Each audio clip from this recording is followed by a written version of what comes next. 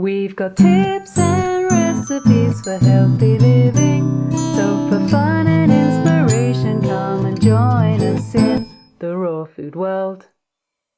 Welcome everybody, this is Matt Monarch with the Raw Food World TV show. And there's all sorts of things we can talk about today. I've got a few ideas. But first, Angela would like to say a little doodads. Baba. What? I wanted to say thank you to everyone who sent in suggestions for places to find a very large rose port for our garden. There were lots of suggestions and some amazing websites, and I'm in contact with a great guy in California who has a beautiful big piece of rose ports that we are most likely going to get. So thank you to everyone for all your suggestions. Yeah, thank you for the $1,000 bill. Baba! No. Okay. I thought we could talk about measuring your daily meals today. Why? Well, so most of you watching this video are not even on a 100% raw food diet, which is okay. That's very fine. You know. How do I know? Babe, this whole entire raw foods industry is 99% raw food wannabes. What does that mean? It means they aspire to be raw, but they're not raw. It's okay. I'm not saying there's anything bad with that. I'm just saying that's the way it is. I've been in this industry for 14 years. I've traveled around the world, and all the people are trying to be raw, and all the people who say they're raw are not really raw. And I'm not saying like, oh, they're 99.99% raw, they have agave nectar every once in a while. No. Behind the scenes, they go and they start grubbing down bread. I know what's going on. Oh, dear. All the raw food gurus out there aren't even raw. All right. So what are we doing? Oh yeah, so measuring your daily meals. This comes later down the road. Well, not necessarily. So the first key for anybody is to eat only whole foods. Get rid of the bread completely without having it in your pocket, or whenever nobody's looking, you go and you run into the closet and you eat all this bread, like a loaf of it. Or you work at a restaurant when no one's looking, you sit there and take all the used food. That's what I used to do. Right.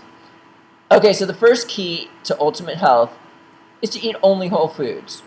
And if that means overeating whole foods in order to only eat whole foods, then you know what? At the beginning, that's okay. You get rid of the other stuff. The reason why it is okay is because when you eliminate certain foods from your diet completely without exception whatsoever, it's an improvement compared to your last diet, so your body can handle the overeating. But then when you actually eliminate processed foods, your body's going to start detoxing. You're going to get sick. And when you get sick, guess what? You don't need pharmaceutical drugs. You didn't breathe in pesticides or from the garden.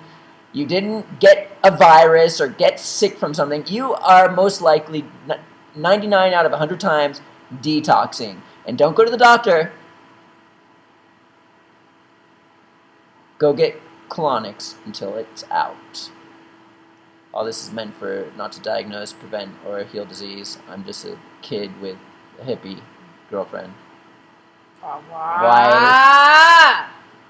Wife, I'm a hippie too. Okay. So yes, the first step is to eliminate processed foods, and then as you become cleaner, your body's going to require less food, and then we stop overeating the processed foods. Then the unprocessed foods. Then you can either stay where you're at, or you can take it to the next level if you want to end up a little crazy like me and go 100% raw. And then again, guess what? You can overeat. because it's an improvement compared to your last undereating, not overeating, unprocessed foods diet. Then as the years go by, you stop overeating the raw foods. Then what's next? Now,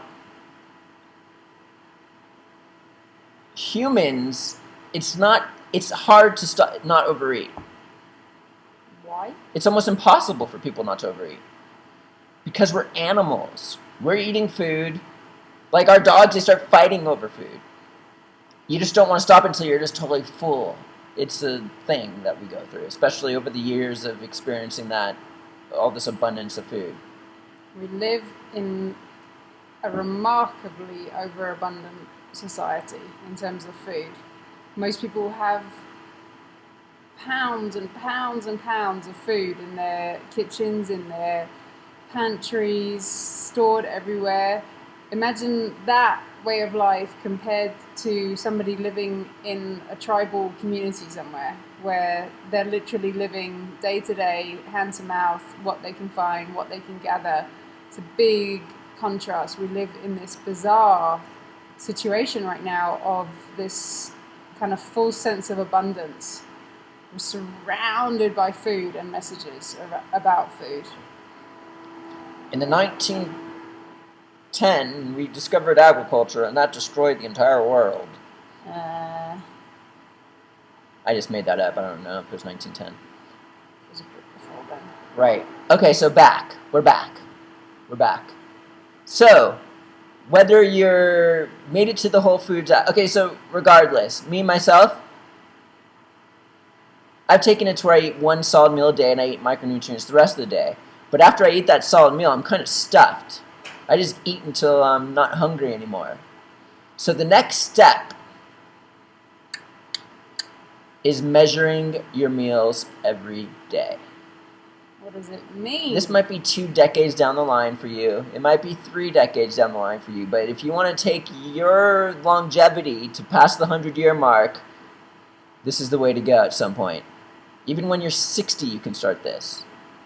Probably the later, I don't want to say the later the better, but it could be a good thing to start late. I'm probably going to start in my 40s. Okay, so what do I mean by measuring meals?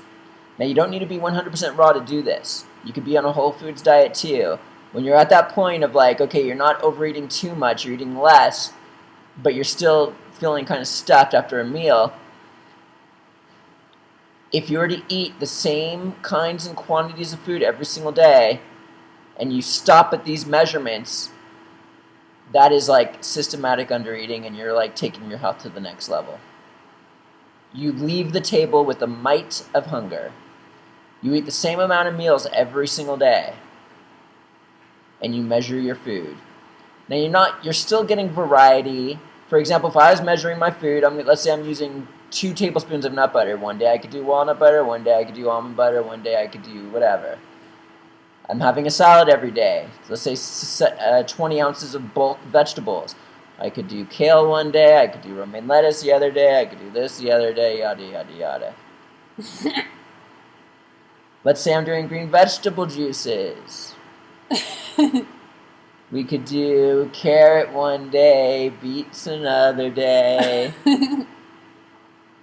dog eyeballs another day. Oh, no. Not Baba! that. No. Yeah, so you get the drift here. You can do variety. So in essence, measuring the meals, eating a consistent diet every single day, not overeating.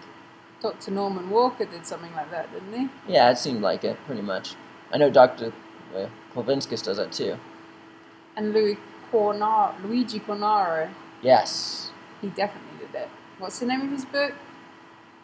How to Live to be 100 years old or something like that. I know that. A Sober Life. Sober Available Life. at therawfoodworld.com. Very interesting, very old book. It's awesome. It's one of my favorites, actually.